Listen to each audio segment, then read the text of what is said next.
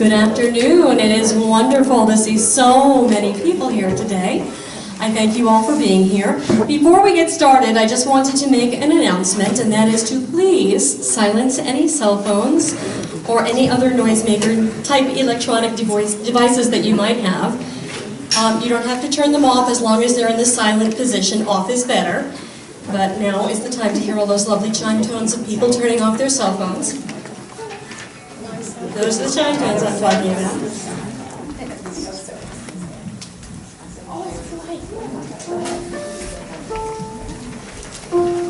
Sholem Aleichem.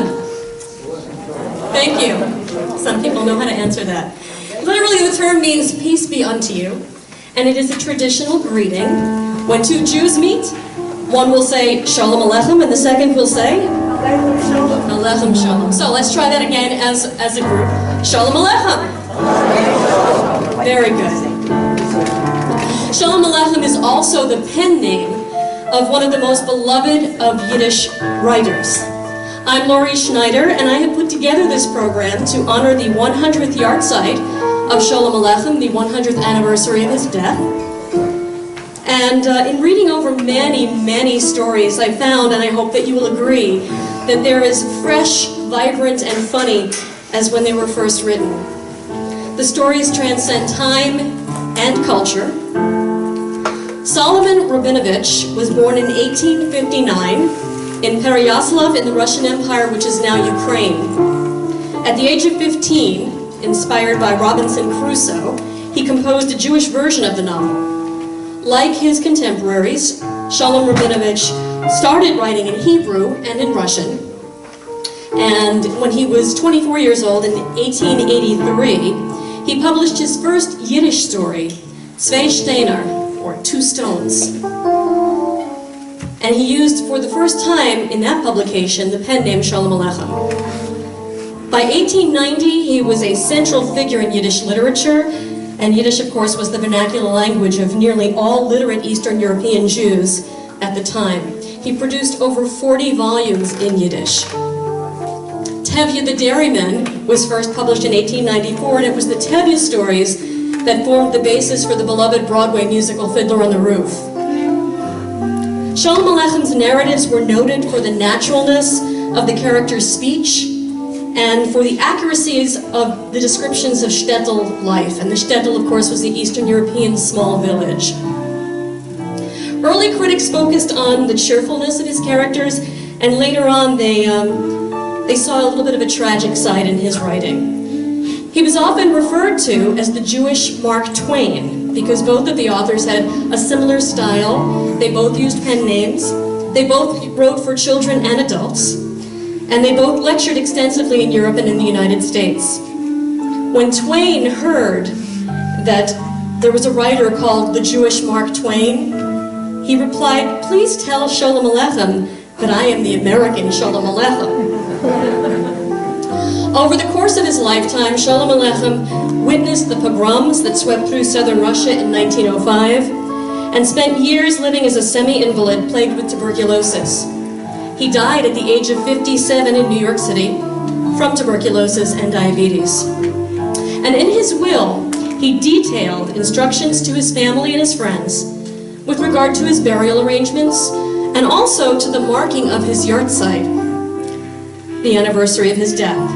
He told his friends and family to gather and, quote, select one of my stories, one of the very merry ones, and recite it in whatever language is most intelligible to you.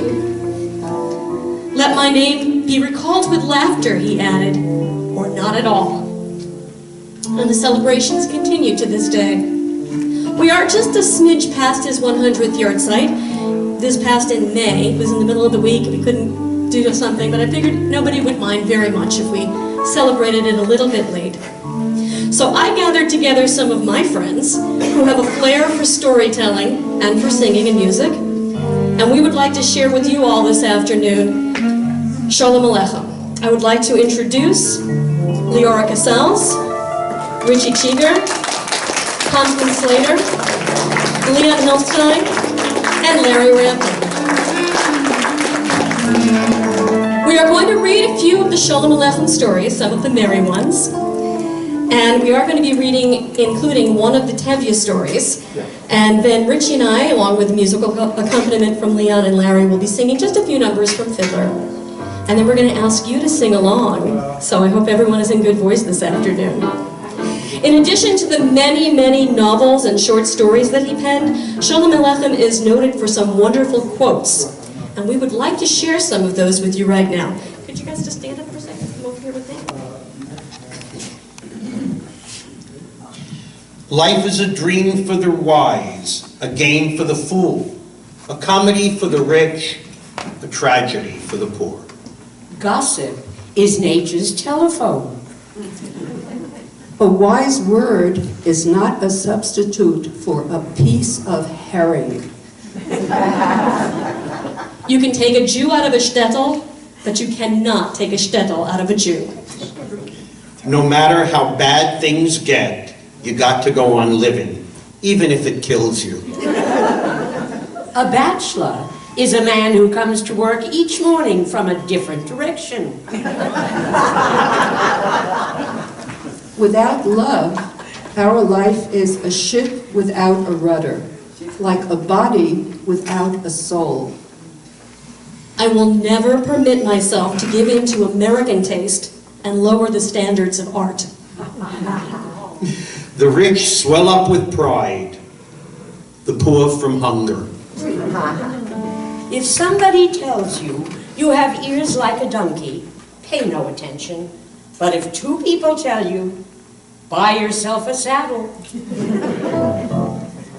If you listen carefully, you get to hear everything you did not want to hear in the first place.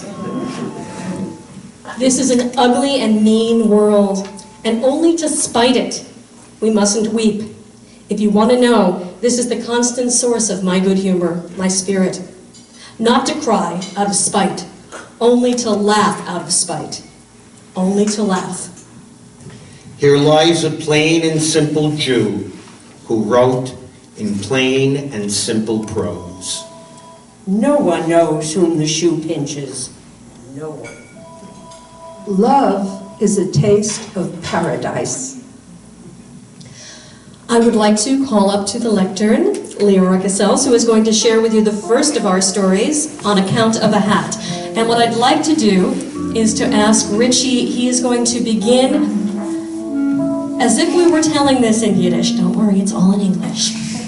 But he's going to just start that first line as Leora reads the English. So imagine that we're all speaking shtetl Yiddish now.